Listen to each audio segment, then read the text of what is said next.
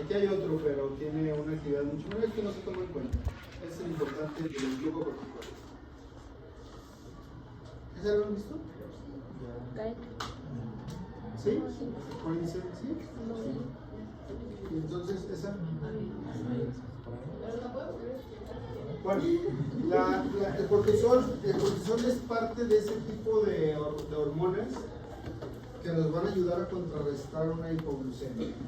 No es la más importante, pero ahí participa. La más importante es el cortisol, el glucagón. Pero este es uno de los que también nos ayuda a elevar la glucosa en sangre cuando sea necesario. Y lo hace de la siguiente manera. El efecto más importante del cortisol en relación a los carbohidratos es la gluconeogénesis. Y ya sabemos que la gluconeogénesis es cuando se va a aprovechar las proteínas y las grasas para degradarlas y convertirlas en energía con la glucosa, ¿verdad? Esa es la gluconeogénesis. Pero también lo que hace el cortisol es que hay una reducción moderada de la utilización celular de glucosa, lo que quiere decir que ocasiona que la glucosa no entre tan fácilmente a la célula. Entonces, estos dos componentes nos pueden ayudar en el momento en que se necesite hacerlo de esa manera. Por ejemplo, la hipoglucemia, ¿cuál sería el órgano que más se puede ver afectado por una hipoglucemia? El cerebro. Tan es así que el cerebro a veces no requiere insulina para meter glucosa, no depende de ella. Entonces, cuando hay una situación de una hipoglucemia, entrará la gluconeogénesis, pero también hace que la glucosa no entre tan fácilmente al resto de las células para tener glucosa disponible para el cerebro, ¿verdad? Entonces todo se ve para arriba, porque el cerebro sin glucosa rápido convulsiona. Entonces es un problema ahí. Y otros órganos no le va a dar tanto problema la hipoglucemia como el cerebro. Entonces eso es lo que hace. Eso es de manera fisiológica. De manera patológica es esto. Quiere decir que aquella persona que tenga un problema con el cortisol en cantidades elevadas por cualquier causa, sean exógenas o endógenas, va a desarrollar una diabetes. Bueno, en este caso es como endógeno porque le está poniendo el apellido suprarrenal, porque quiere decir que tiene que ser de la glándula. Entonces, la persona que tenga síndrome de Cushing, ya lo hablamos alguna vez, ¿no? Síndrome de Cushing es cuando hay una hipersecreción de cortisol. Entonces, aparte de todo lo que va a ocasionar el cortisol, pues va a elevar la glucosa y va a dar una diabetes suprarrenal. Pero lo que quise decir es que la persona que tenga enfermedad de Cushing, que es la que toma medicamentos esteroideos, también va a ser una diabetes. No suprarrenal porque es exógena, pero va a ser una diabetes por exceso de medicamentos del tipo de cortisol. ¿Alguna pregunta? La gluconeogénesis, pues ya sabemos que se toman dos componentes del organismo para producir energía y uno de ellos son las proteínas. De tal manera que el músculo es el sacrificado porque es el que tiene una buena cantidad de proteínas. ¿Y qué le hace el músculo? Le quita los aminoácidos y los va a mandar para allá, los va a mandar al hígado para que en el hígado se conviertan estos aminoácidos en glucosa y entonces de esa manera aumentamos la glucemia. O sea, el efecto para que el cortisol se pusiera a transformar los aminoácidos en energía y glucosa debió haber sido una hipoglucemia. De lo contrario no tiene por qué hacerlo, ¿verdad? O sea, la gluconeogénesis es como una alternativa que tiene para tener glucosa en el cuerpo. Eso es lo que hace con las proteínas. Y lo que hace con los lípidos, pues es lo mismo, hay un catabolismo de los lípidos. Eso se llama lipólisis. Lo que quiere decir que al haber lipólisis va a haber liberación de ácidos grasos. Eso ya lo hemos repetido 2 o 3 veces, ¿no? De los triglicéridos se liberan ácidos grasos y los ácidos grasos son los que van a la mitocondria, a la célula hepática, para generar la energía y producir glucosa también. Y en el hígado lo que hace el cortisol es que hay aumento de formación hepática de proteínas plasmáticas. Las proteínas plasmáticas son las que conocemos como albúmina, globulina, y esa es una función que tiene en el hígado. La movilización de las grasas, ya lo dije, se moviliza ácidos grasos del tejido adiposo con fines energéticos cuando sea necesario y de esa manera se liberan ácidos grasos libres, lo cual se va a convertir en energía. La obesidad por cortisol en relación al tejido adiposo es una obesidad característica. Cuando hay un exceso de cortisol, ya repito, sea endógeno o sea exógeno por medicamentos, entonces aparecerá un síndrome que se llama síndrome de Cushing. Y el exceso de cortisol genera una obesidad característica. Es una obesidad característica que se encuentra en el centro del cuerpo. O sea, la cara es gordita, el abdomen es gordito, pero las extremidades son delgadas.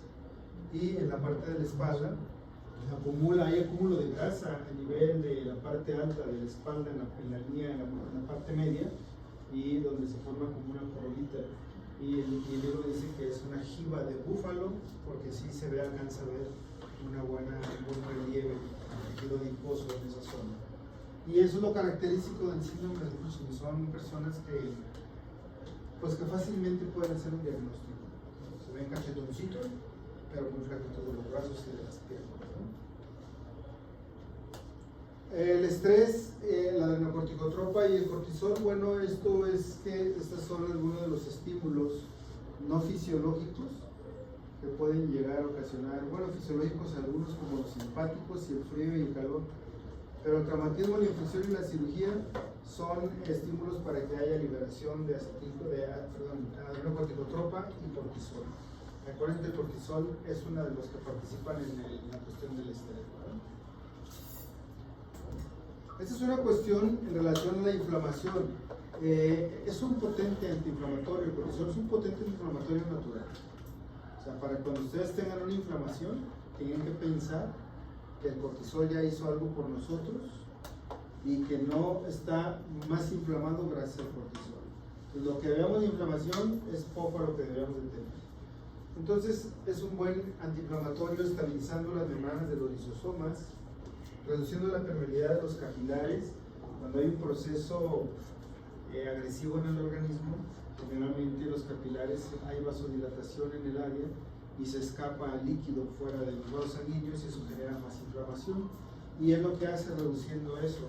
Disminuye la migración de los leucocitos. Los leucocitos es una célula de defensa de los glóbulos blancos que tenemos en el cuerpo y son células inflamatorias. Inhibe el sistema inmunitario y reduce la multiplicación de los linfocitos, también como parte del sistema inmune, y disminuye la fiebre por disminución de la interleucina 1. La interleucina 1 es un compuesto que se genera en los linfocitos y que va a participar en el centro termorregulador y es responsable de que nos dé fiebre. Y todo esto llega a ser el cortisol disminuyendo. Y luego, el cortisol responde a un ciclo que se llama ritmo circadiano. ¿Qué haces, Monse? ¿Estás escribiendo? Bueno, entonces es un ciclo que se llama circadiano y más o menos el pico más grande del día es a las 8 de la mañana. Casi cuando estamos despertando, entonces ya tenemos niveles de cortisol. Acuérdense que, no sé, ¿a qué hora tienen ustedes? ¿Promedio? ¿9? ¿10? ¿De qué hora es desayuno? ¿Las 2? ¿De fiesta o qué? Más o menos 7:30, 8. ¿Cuántas horas pasaron? 10, 11, 12, 1, 2, 3, 4, 5, 6, 7, 8, casi 10 horas. 10 horas. En el día no aguantaríamos 10 horas en el día. En la noche sí, pues estamos durmiendo. Y aparte no tenemos casi actividad. Pero bueno, aquí despertamos y el cortisol ya nos tiene así como que el platito servido para el desayuno, para esa su glucosa, dice cortisol. Entonces es el que nos ayuda ahí en la mañana a tener. Porque luego aparte, hay gente que se despierta y viene desayunando hasta las 12 del día. Por lo que ustedes quieran. Por nada, o hay gente que se hizo tarde para trabajar y ya ni desayunó y bueno, pues hasta las 12. Bueno, pues ahí está el cortisol haciéndonos un parillo ahí con la glucosa, ¿no? Bueno, entonces eso es lo que hace el cortisol. La retroalimentación negativa, pues aquí hay que seguir todas las flechas y todos los negativos y positivos, ¿no? Por ejemplo, acá tengo el hipotálamo, aquí tengo la hipófisis. Seguramente aquí hay una producción de este compuesto que se llama como CRH, ¿cómo se llama? ¿Fuerte?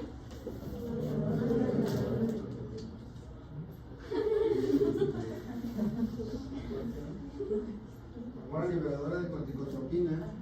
¿Y cuál es su órgano blanco de la hormona liberadora de corticotropina? ¿Cuál? Donde se produce la corticotropina, en la adenohipófisis, y entonces viene con un estímulo positivo, aquí viene y llega a la adenohipófisis aquí. Y este positivo quiere decir que hubo liberación de adrenocorticotropa. ¿Cuál es el órgano blanco de la adrenocorticotropa? ¿Qué parte de la glándula suprarrenal? ¿Qué parte de la corteza? ¿Qué parte de la capa vesicular? Acuérdense que la capa de la aldosterona, la capa glomerular, responde a otros estímulos, ¿se acuerdan? Bueno, entonces la adrenocorticotropa, con un estímulo positivo, estimula la corteza, capa fascicular y libera cortisol. Cuando el cortisol está en cantidades suficientes circulando, entonces viene una señal de bloqueo. Y aquí viene una señal negativa. ¿A dónde? Al hipotálamo, para que ya no haya corticoliberina. Y aquí viene otra señal negativa. ¿A dónde? A la adenohipófisis, para que ya no haya adrenocorticotropa. Y cuando bajan los niveles, por ahí ya terminando el día, o durante la noche, la madrugada, entonces viene lo contrario, ¿no? O sea, el estímulo positivo para que haya cortisol. Una vez que hay cortisol, viene un estímulo negativo para que ya no haya ACTH ni corticoliberina. Y eso va a ser pues durante toda la vida que haya función de la glándula suprarrenal.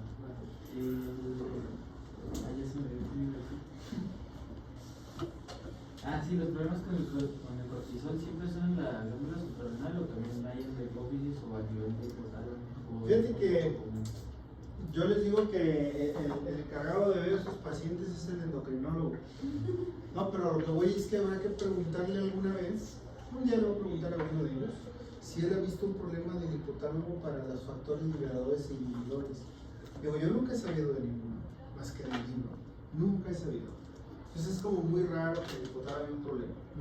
Entonces sí puede haber, es en la de la hipófisis, pero no nada más de la ACTH. Si se enferma la de la hipófisis, se va a enfermar de todas las que hay ahí. Por ejemplo, ahí les va algo que puede llegar a suceder, porque hasta han de haber escuchado que suceden estas cosas.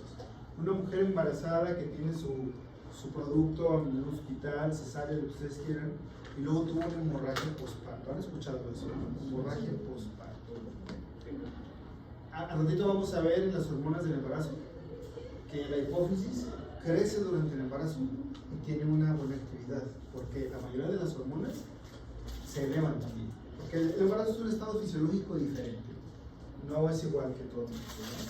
Entonces, la hipófisis crece, y si crece la hipófisis, ¿qué necesita más? Automáticamente, ¿qué necesita más la hipófisis si crece? ¿Más qué? Más riego sanguíneo, más oxígeno, más nutrientes, porque está más grande, ¿verdad?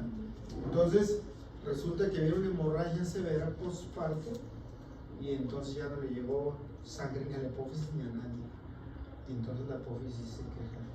Y aparece un síndrome que se llama síndrome de Sheehan, y es una disminución de todas las hormonas hipofisiales. Imagínense cómo le va a la pobre mujer que acaba de parir, ¿verdad?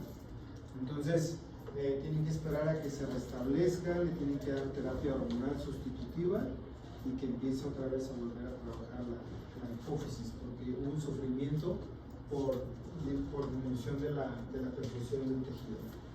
Sí, solamente, no hizo así como... no, sí he visto, haz de cuenta, no con la CTH, ya les dije la otra vez. Hay tumores, los tumores que yo conozco de la hipófisis del adeno son para hormona de crecimiento y son para prolactina, ¿verdad? O sea, son para ocasionar acromegalia o para ocasionar, o un prolactinoma, es un tumor ahí que va a hacer que haya producción de leche, inclusive hasta en hombres, cuando tienen un problema ahí, ¿verdad? Eso es lo que puede llegar a pasar, a enfermarse. Y lo demás ya es primario, ¿verdad? Acuérdense que aquí es primario, aquí es secundario y acá es terciario, ¿verdad? El problema. Bueno, los andrógenos suprarrenales no tienen tanta importancia, son de la capa reticular. ¿Por qué no tienen tanta importancia? Porque pues, para la mujer no importa. Y para el hombre pues está la testosterona del testículo, que es la más eficiente. Entonces realmente aportan una cantidad pequeña de algunas funciones en el cuerpo. Mínima secreción de progesterona y estrógeno, mínimo. Ejercen efectos leves en el ser humano, como ya lo dije. Y quizá parte del desarrollo inicial de los órganos sexuales masculinos, quizá. Efectos discretos en el sexo femenino durante toda la vida. Probablemente el vello púbico y axilar en la mujer se deba a esto. Y algunos andrógenos se transforman en testosterona. Bueno, ¿no? De manera fisiológica, normal en relación a sus concentraciones diarias, no tiene importancia realmente. Va a tener importancia cuando se enferme la glándula y tenga un tumor hiperproductor de andrógenos. Ahí sí. Ahí sí, estas pequeñas cantidades de todo esto, ahí sí van a ser grandes cantidades. Y este estímulo de los órganos sexuales masculinos va a ser un estímulo muy importante, al grado de que creo que en su libro viene un niño, no sé si ya lo vieron, no sé si venga, un niño como de 7 años y con unos genitales masculinos muy grandes. ¿Y eso fue lo que pasó? Que tiene un síndrome adrenogenital, ¿verdad? Bueno, seguimos. Para finalizar, nada más es para que lo sepan, no es que lo tengan que aprender, pero anomalías de la secreción córtico suprarrenal. Enfermedad de Addison es cuando ya no produce cortisol la glándula y nos genera una enfermedad de Addison. Ya les expliqué alguna vez un poquito de eso. El síndrome de Cushing es cuando funciona, además, hiperfunción córtico suprarrenal. El síndrome de Cohn tiene que ver con la capa glomerular de la corteza produciendo grandes cantidades de aldosterona, con las consecuencias de la producción de aldosterona. Acuérdense que la aldosterona es para la reabsorción de sodio y la eliminación de potasio. Vamos a tener grandes cantidades de sodio circulando y vamos a tener pequeñas cantidades de potasio circulando. Y el sodio se llama volumen, entonces vamos a tener hipervolemias, podemos tener hipertensión, ¿verdad? Que son prácticamente como se va a manifestar. Y el síndrome adrenogenital, como ya lo mencioné, en el niño pues va a dar efectos importantes de crecimiento de genitales de manera exagerada. La médula suprarrenal la vamos a ver así como de pincelazo, porque ya hemos hablado de adrenalina y noradrenalina. Ya sabemos cuáles son sus funciones de las dos. Y ya sabemos que aquí se producen las dos con una proporción mayor de adrenalina, 4 veces por una de noradrenalina, porque la noradrenalina se produce más en la terminal nerviosa del sistema nervioso simpático, ¿verdad? En esas neuronas. Bueno, la médula suprarrenal dice que la estimulación de la médula por el sistema nervioso simpático hace que se libere catecolaminas hacia la sangre de todos los tejidos. O sea, el estímulo para que la médula suprarrenal libere catecolaminas debe ser un estímulo simpático, sistema nervioso simpático. Y se produce 80% adrenalina, 20% no adrenalina en proporción en la médula, ¿verdad? Si hay alguna duda, me preguntan. Hay que acordarnos que aquí, no sé si lo recuerdan, lo voy a volver a explicar por si lo entendieron y si no, a ver si les queda claro, y si no, se los vuelvo a decir otra vez. Cuando se estimula el sistema nervioso simpático, se libera como neurotransmisor en sus terminales postganglionares noradrenalina. Y la noradrenalina va a tener sus efectos en sus receptores alfa y beta. Alfa 1, alfa 2, beta 1, beta 2, beta 3. Pero el mismo estímulo simpático llega a la glándula suprarrenal, porque va una raíz nerviosa para allá. Pero a ver si se acuerdan. En ese estímulo simpático no había neurona postganglionar ni preganglionar. Era una sola neurona que salía desde los niveles torácolumbares, que de ahí sale el simpático, derechita hasta la glándula. Y la glándula la recibía con un receptor, que fue una pregunta de examen. ¿Y cómo se llama ese receptor? ¿Cómo? Nicotínico. Y sabemos que es del simpático, pero es nicotínico, ¿verdad? Nicotínico NN. Entonces esa fibra postganglionar, esa fibra simpática libera acetilcolina, porque es para los nicotínicos, ¿verdad? Una vez que la libera, entonces la glándula suprarrenal libera las catecolaminas. Y entonces tanto la adrenalina como la noradrenalina liberadas van a hacer los mismos efectos que hizo la noradrenalina que se liberó de las terminales postadrenales del simpático. O sea, que cuando se estimula el simpático, sus efectos celulares, todos los que ustedes ya conocen, corazón, pulmón, ojos, intestino, va a ser por una manera directa y por una manera indirecta. ¿Se acuerdan? La directa es directito por noradrenalina, se liberó y efectos. Y la indirecta es vía médula suprarrenal con liberación de adrenalina y noradrenalina. Y también va a tener efectos en los mismos receptores, alfa 1, 2, beta 1, 2, 3. ¿Es lo que dice acá? Los diversos órganos resultan estimulados por dos vías. La directa a través de los nervios simpáticos y la indirecta a través de las catecolaminas. Y aquí dice que tanto uno como el otro, la indirecta, son igual de efectivas las dos. Lo que quiere decir que si llegara a faltar una de las dos, una sustituye al otro. Es un decir en relación a la potencia. Pero, eso dice el libro. Pero a lo mejor el libro no se puso a pensar que si falta la directa, entonces ¿cómo funciona la indirecta? ¿Sí me explico? Porque la directa va a estimular para que aparezca la indirecta. Entonces, si no funciona la directa, entonces no va a haber indirecta tampoco. Pero bueno, lo que quiso decir es que las dos son igual de potentes. Es lo que quiso decir. Que dice, uno puede sustituir al otro. Bueno, son igual de potentes. Los efectos duran 5 a 10 veces más debido a que desaparecen de la sangre con lentitud 2 a 4 minutos después de haber finalizado la estimulación. Bueno, aquí los efectos del sistema nervioso simpático son muy intensos, son muy repentinos. De hecho, acuérdense que es de los principales sistemas para controlar la baja de la presión arterial. Debe ser muy rápido. Y este sistema también desaparece pronto porque el metabolismo de las catecolaminas es más o menos de 2 a 5 minutos más o menos desaparece, ¿no? Yo se los he dicho, si alguien llega y por atrás les pega un sustillo, entonces,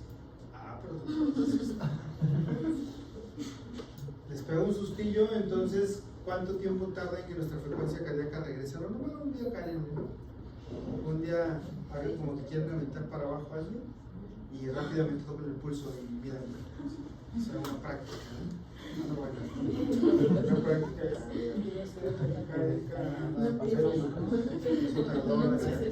desaparecer de la sangre por las enzimas que eliminan las catecolaminas, ¿no? Bueno, también ya sabemos que los receptores tienen más afinidad para cualquiera de los dos. Por ejemplo, la noradrenalina tiene vasoconstricción. ¿Qué receptores hay en los vasos sanguíneos del simpático? Es un repaso. ¿Qué receptores hay del sistema nervioso simpático en los vasos sanguíneos? ¿Cuáles son? ¿No oigo? ¿Ya lo vimos muchas veces? ¿Cuáles receptores son para el simpático? ¿Joshua? Beta 2, Chanel. Beta 1, Lili. Beta 1, Ricardo.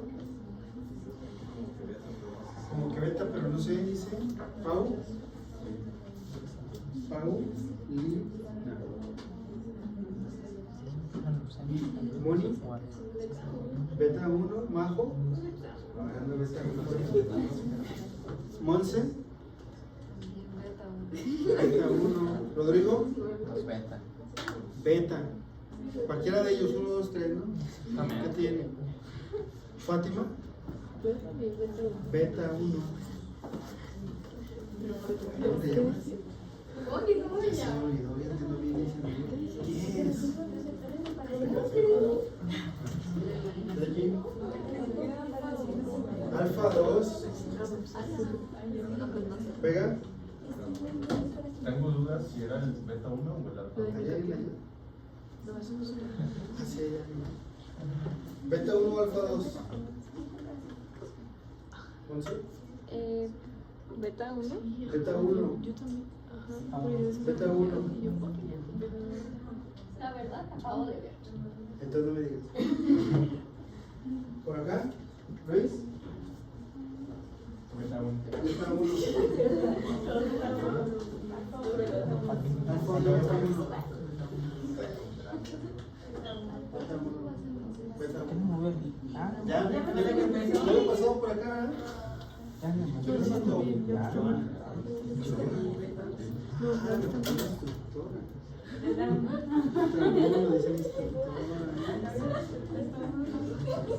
¿Ella ya habla? ¿Ya sabes que no habla?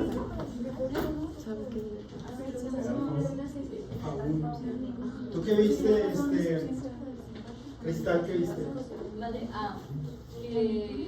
espera, ya no suena. No, pero eran beta 2, vasodilatación, y Beta alfa 2. 1, vasoconstricción, según Fíjense que los receptores predominantemente de los vasos sanguíneos son alfa 1. Predominantemente. Porque si yo meto un medicamento de esos a la sangre, va a haber vasoconstricción, no va a haber vasodilatación. Puede tener beta 2, puede tener, pero no es como que haya tanto efecto ahí. Alfa 1, nos vamos a quedar con alfa 1 para vasoconstricción. Entonces, aquí la noradrenalina aumenta la actividad cardíaca. A ver, ahora sí, díganme todos los que me estaban diciendo. ¿Cuál es? Para la actividad cardíaca. Beta 1, ¿verdad? Me leyeron mal y leyeron por eso todos leyeron beta 1. Inhibe las funciones del tubo digestivo, dilata las pupilas. Bueno, son efectos simpáticos. Y la adrenalina, lo que dice que la noradrenalina tiene mayor afinidad para los alfa y la adrenalina tiene mayor afinidad para los beta, ¿verdad? Entonces, bueno, esos son los efectos que tienen estas dos catecolaminas. Ya los han visto ustedes. También la adrenalina, como la pueden ver aquí. Si tengo un estímulo de hipoglucemia, como a estas alturas más o menos, ¿no? Así andamos todos. Hipoglucemia, ese es un efecto para que se liberen las catecolaminas de la médula. Aquí en este caso es representado por la adrenalina porque es la que predomina en porcentaje. Y la adrenalina va a estimular en el hígado para que el hígado libere el glucógeno que tiene guardado. Y eso se llama gluconeolisis. Y de esa manera tenemos que revertir un poco la hipoglucemia. Eso está haciendo en las catecolaminas. ¿Qué está haciendo el cortisol aquí en ese momento? Lo acabamos de ver. ¿Qué está haciendo? Lo acabamos de ver, se los acabo de decir. Gluconeogénesis. O sea, no es como que la única, ahí se juntan como 3, 4 para decir, a ver, vamos levantando la glucosa, porque si no se nos va a desmayar y va a convulsionar. Entonces es lo que hacen, ¿verdad? Y ese es un efecto. Que también la misma, ¿cuál es el principal? Y de la noradrenalina, pues ya que vamos a hablar nada, ya sabemos dónde se sintetiza, dónde funciona, ya sabemos cómo se forma y se encuentra en las terminales del sistema nervioso simpático y una de las funciones principales es controlar la presión arterial. Acuérdense que siempre que decimos terminales del sistema nervioso simpático, la adrenalina, siempre tenemos en mente que hay excepciones y son de acetilcolina. Eso ya lo sabemos. Bueno, entonces ahí terminamos con con glándulas suprarrenales. ¿Preguntas? Yo. Bueno. Sí. Sí. Ajá.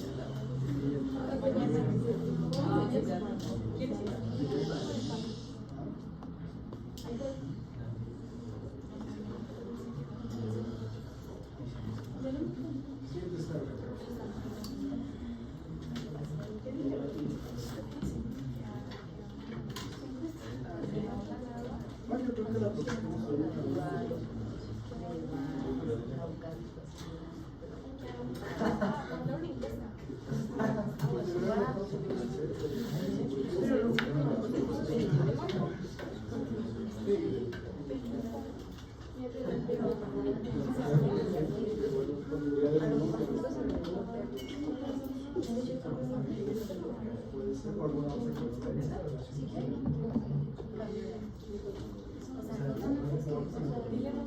Bueno, ahí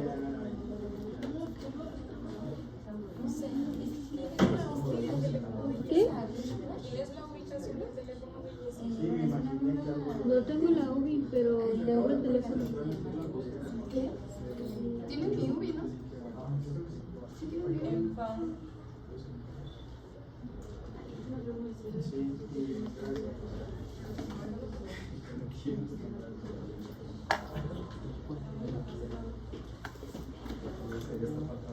Nada, que siga, va pasando los hechos. ¿No es usted? ¿Es ese? ¿Por qué lo tienes tú? ¿Dónde está? Ya, ¿dónde está? Pero lo malo es que se está. ¿A qué hora la sacaste? No, ya se lo pago.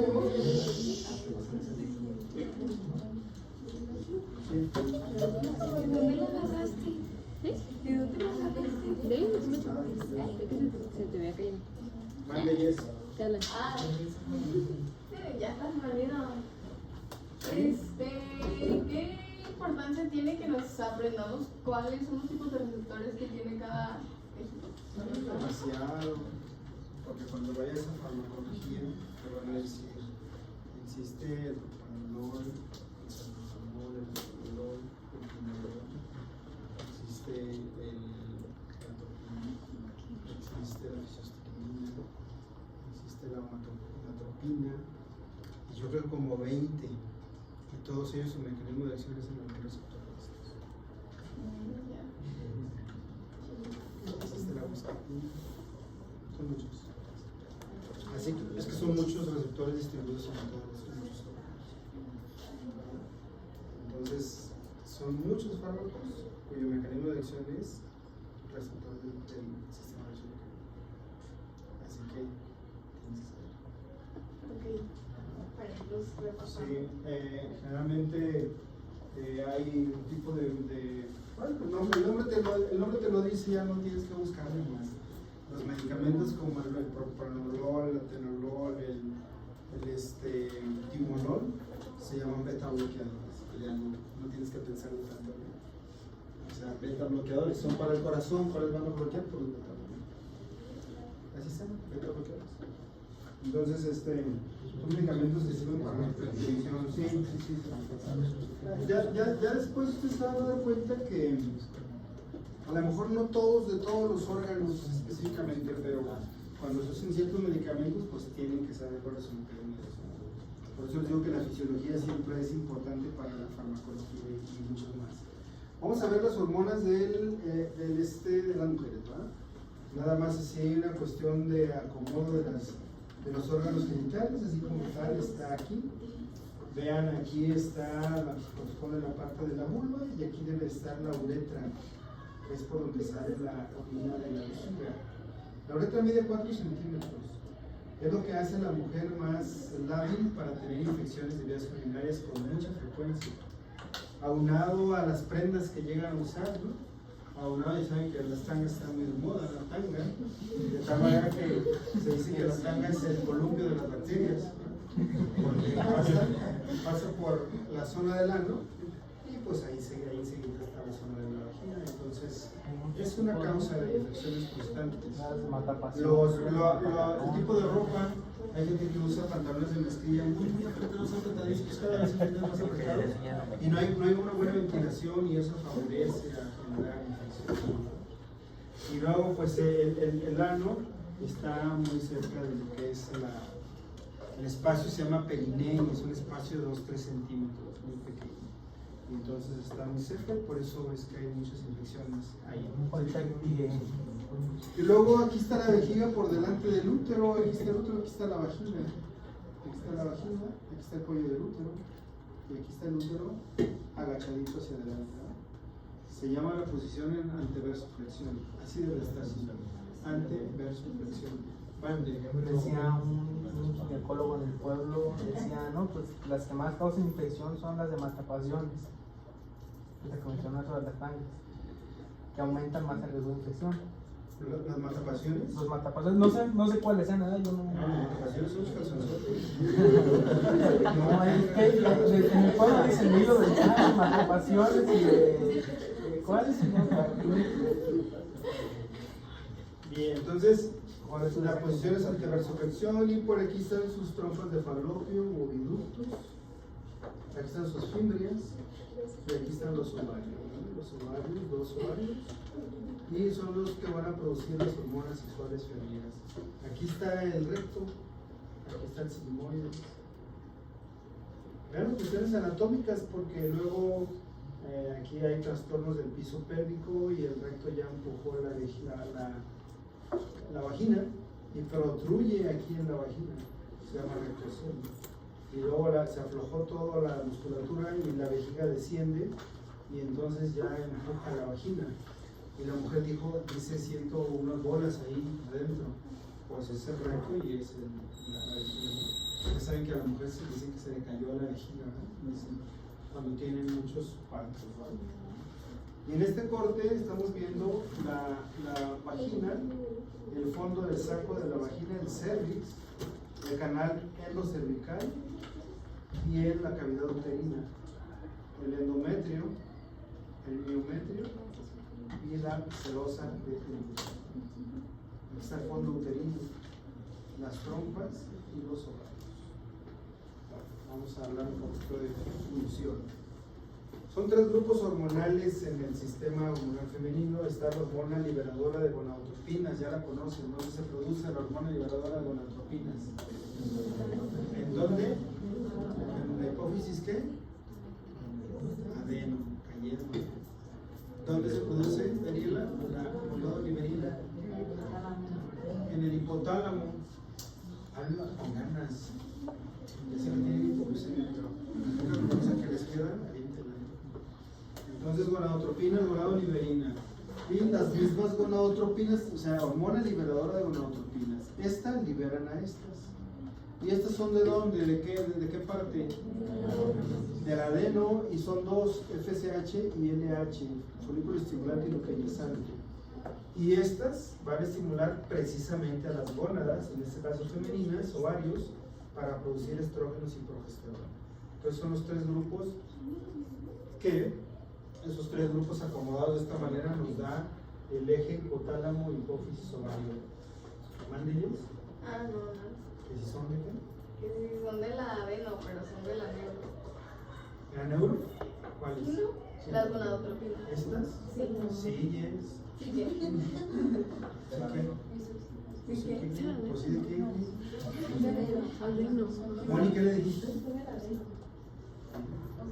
son de la adeno, sí. ¿Qué es? ¿Cómo a estas alturas te me estás confundiendo con eso?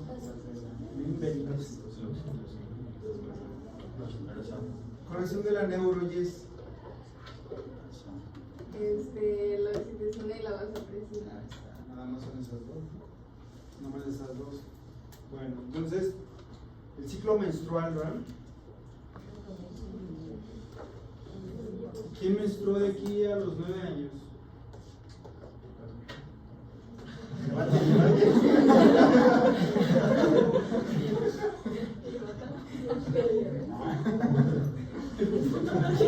Levanten la mano que no se pega nadie. A los 10. A los 11. A los 15. ¿Cómo no? Ya, mira. Ay, ¿por qué tanto? Sí, ¿por qué la mente? A los 16. A los 17. También hay los 17, ¿no? La flaquita aquella que no quiere alimentarse bien.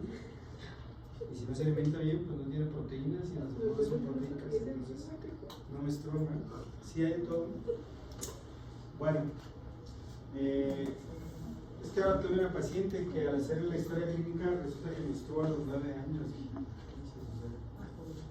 Todavía no dejan de jugar las muñequitas y ya están menstruando.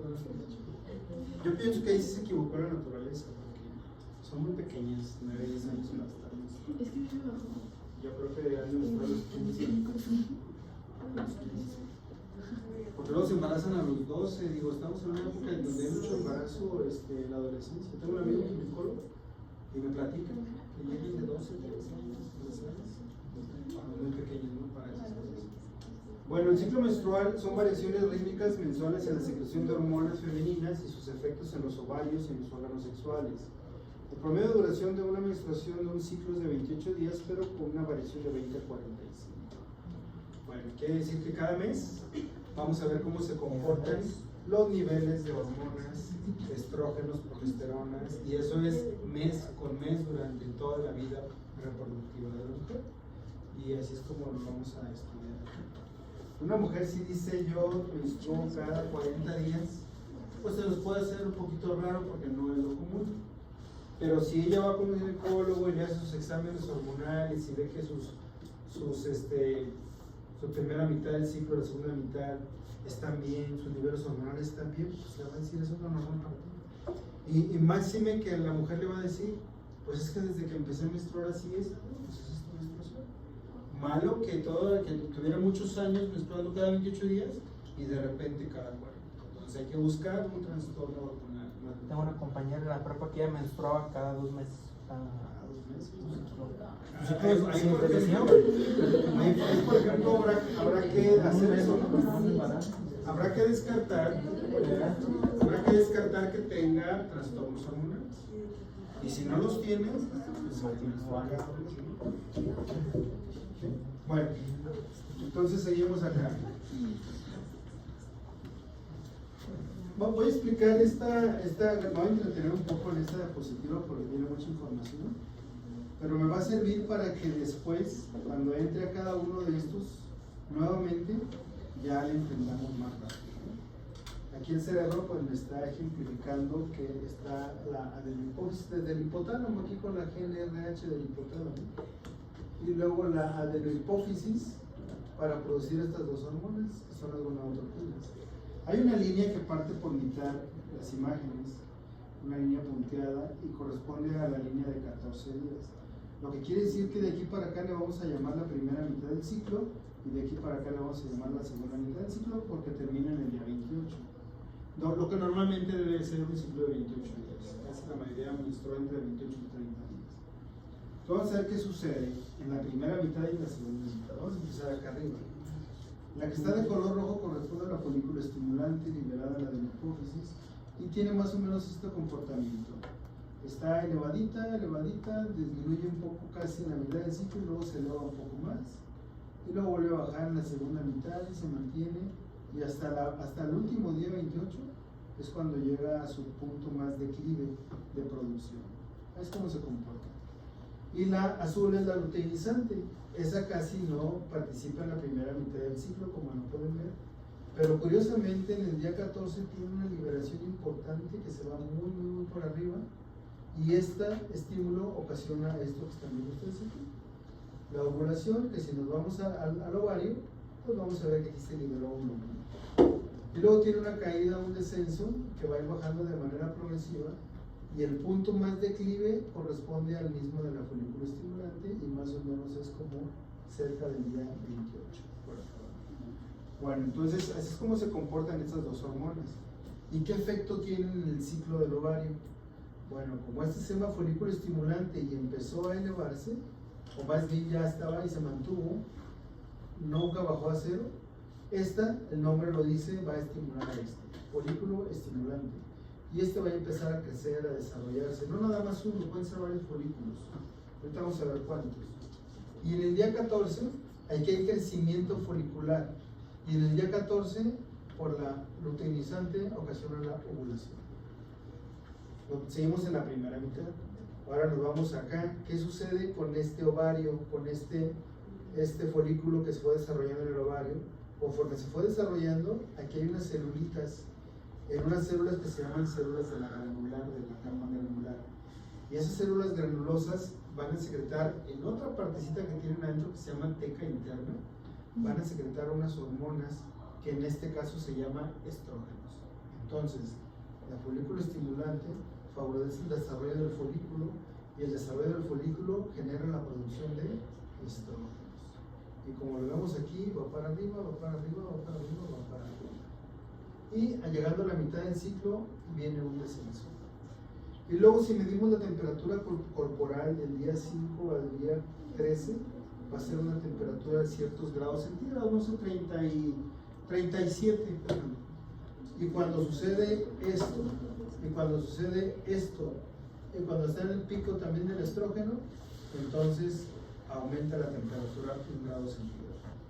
Para muchas personas que tienen problemas en la fertilidad y que no se han podido embarazar, por ahí empiezan diciéndole, mida la temperatura todos los días y cuando se eleve o se establece.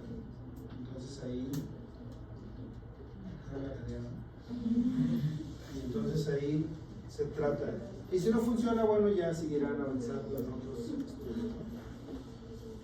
Y luego, en relación al endometrio, nuevamente la FSH estimuló al folículo, el folículo se desarrolló y produjo estrógenos. Los estrógenos aumentaron la temperatura corporal y en el endometrio los estrógenos inician el crecimiento endometrial. Cada vez más hasta llegar a la mitad. Y como es un crecimiento, se le llama fase proliferativa. Del día 1 al 5 viene la fase de la menstruación, lo que quiere decir que se desprendió o se esfaceló el endometrio y vino un sangrado. Un sangrado que debe de durar de 2 a 5 días, a 7 días, a 8 días. Un sangrado que debe de ser los primeros 2 días más o menos. Un sangrado que les debe de ocupar más o menos unas 4 o 5 toallas. Son sangrados considerados como normales. Pero lo que se sabe de ahí, pues hay que ponerle atención. Si hay gente que menstrua 8 días como si fuera el primero y el segundo, cuidado. Hay que buscarle porque seguramente ya tiene un grado de anemia, porque viene arrastrando ese problema de mucho tiempo y no se alcanza a recuperar la producción de glóbulos rojos cuando vienen otros 8 días de sangrado. Entonces, los trastornos menstruales generan anemias a veces severas. Yo tuve una paciente que iba a operar y al momento de ver sus exámenes traía 7 gramos de hemoglobina. Cuando, ahí les va, para que vean de qué estoy hablando. Lo normal deben de ser de 12 a 14 en la mujer. Si trae de 10 a 12 es un grado de anemia leve. Si trae de 8 a 10 es un grado moderado. Y si trae abajo de 8 es un grado severo. Y ella traía 7 gramos. Literalmente decía ella que amanecía y había casi un charco así en la cama de sangre. Entonces imagínense la cantidad. Y bueno, ya la mandé con el ginecólogo para que le estudie lo que tenga que estudiar y si tiene que terminar en histerectomía, pues mejor que se la quite. Siempre y cuando haya cumplido ya su paridad, ¿no? O sea, me refiero, ya tenga los hijos que deseaba. Entonces, si va a tener dicen que la matriz que no da hijos da problemas, ¿no? Y entonces, si ya dio hijos, pues ya a veces nada más sirve para los problemas y mucha gente la retira cuando tiene un problema de este humano. Bueno, a mí me comentó una vez una obstetra del segundo mejor Aguascalientes, me dijo que, porque me ayudó con un tema para una clase que fui en primero, me dijo que un problema hormonal puede estar, ¿cómo decirlo? Puede ser una anomalía hormonal, endometrial y sangrados anormales pueden reflejar un posible desarrollo de cáncer de endometrio. Y pueden dar como, ¿cómo decirlo? Niveles anormales de hormonas y mucho sangrado pueden estar correlacionados con el futuro desarrollo de un cáncer de endometrio, me dijo. Sí, haz de cuenta que los estrógenos están relacionados a la producción de cáncer. Los estrógenos están relacionados a la producción de cáncer. Entonces, cuando hay mucho estímulo, puede llegar, puede ser que sea un factor de un cáncer. Ahora, ya estamos en la mitad, vamos a la segunda mitad. ¿Cómo se comportó? Ya dije, la FSH y la LH pues empiezan a disminuir de manera progresiva y entonces al final ya bajan lo más que se puede. ¿Qué pasó con el ciclo ovárico? Ovuló al día 14, ya vimos por qué. Y entonces aparece algo que se llama cuerpo amarillo, ¿no? Cuerpo lúteo. ¿Y el cuerpo lúteo es productor de qué? ¿De qué? Es productor de las dos, pero más de una que de otra, ¿no? Entonces vean en la segunda mitad del ciclo menstrual cómo se comportan los estrógenos. Aquí se liberan estrógenos por este componente.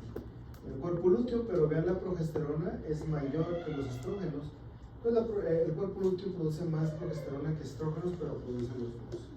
Y aquí tenemos la misma. Y el cuerpo lúteo involuciona de tal manera que al final del ciclo ya es un cuerpo pequeño, se convierte en un cuerpo que le llaman cuerpo álmica, se va a desaparecer, se va a desintegrar.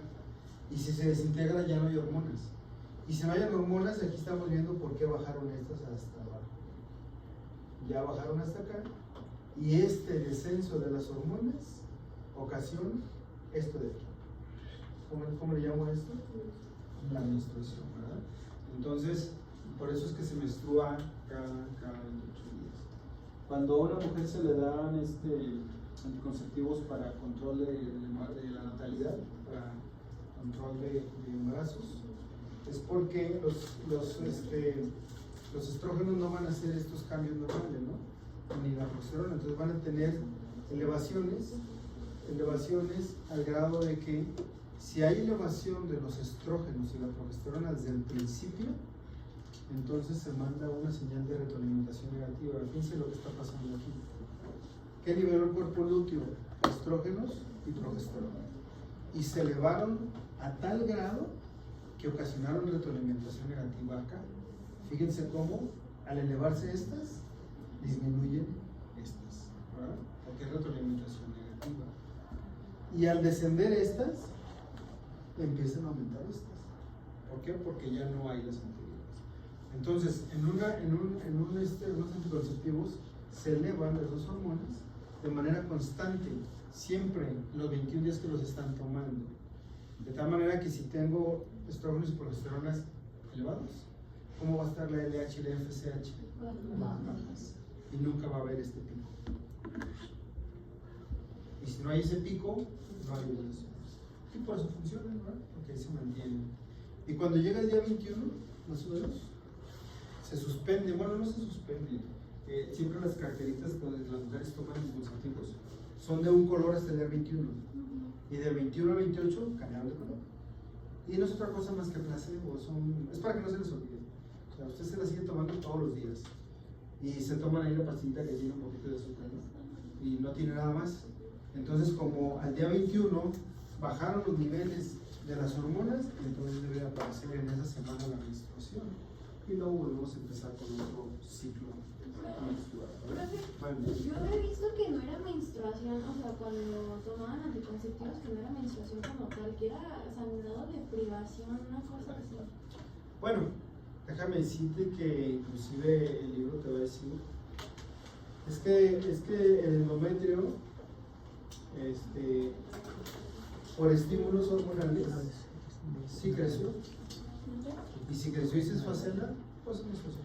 Mira, hay cuestiones como tecnicismos que luego la gente inventa para adornarse un poquito, pero que no tienen sentido. O sea, por entonces, si los hombres, o sea, sí. Fíjate, ese sangrado por deprivación, en un ciclo normal, estas dos cayeron y sangra porque ya no hay estas. Y si no hay estas, se llama sangrado por deprivación. Entonces es como prácticamente lo mismo. Además que luego hay gente que está ahí y quiere pegar en ellos, que no llevan a nada, pues. Gracias. Sí, por nada. Bueno, aquí por eso les pregunto.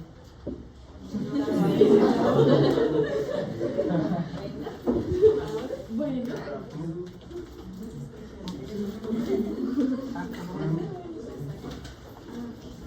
Ya me